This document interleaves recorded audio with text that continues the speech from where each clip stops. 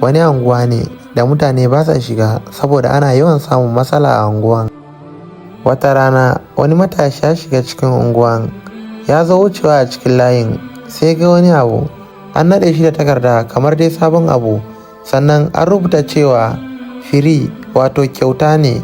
Matashin ya siya yi mamaki, sannan ya duba bayansa, ya duba gabansa, ya duba ko'ina bai ga kowa ba, sannan ya yi yunkurin zuwa duba wannan abun shin menene. Isowansa da wuya da ya sa irinsa ya karewa abun kallo da kyau, kawai ya sa hannunsa ya yagi abun, ya duba da kyau ya gane cewa miro ne, sannan ya sake siyawa ya yi tunani, ya duba gaba ya duba baya.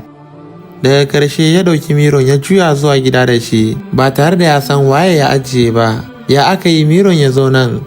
Kawai shi dai ya samu miro ya ɗauka ya tafi gida da shi. Isowarsa gida ke da wuya, ya ɗauki miron ya manna a jikin katanga, sannan ya kokari ya ɓare wannan takardar da aka zagaye miron da shi. Da ya fara ganin kansa a jikin miron bai iya cire idanunsa ba, ya siya ta ganin kansa cikin alajabi da mamaki. Haka ya kafe a jikin miron yana taɓa fiskan shi, a kira sa waya baya ɗauka, a tura masa text baya dubawa, yana ta ganin kansa a miro. Har dare ta yi, safiya ta yi, dare ta sake yi, safiya ta sake yi, yana da jikin miro. Gashi kwan kira sa waya baya iya ɗaukawa saboda ya riga da ya kafe a jikin miro. Kaninsa da ya ji sa shiru, sannan ya zo ɗakinsa ya gansa a jikin miro, ya kira sa bai ansa ba, ya sake kiransa bai ansa ba. Ransa ya ɓace ya karasa zuwa gare sa. Da ya karaso gare sa ya ce ana ta kiran ka waya baka ɗaukawa, amma ya ki ansa masa, yana ta ganin miro yana taɓa jikinsa. Sannan kanin ransa ya ɓace ya je ɗauko wani zanin gado ya zo rufe wannan miro da shi.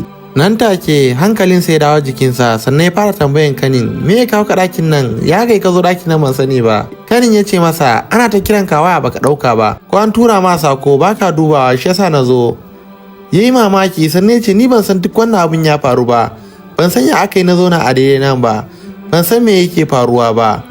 Suna cikin haka ne kawai sai wannan zanin gadon ya sake faduwa. Juyawansa yana fara ganin miron ya sake kafewa. Kanin ya yi mamaki, sannan kanin ma ya leka miron, shi ma nan take ya kafe har ya samu wuri ya zauna. Suna ta ganin miron a tare.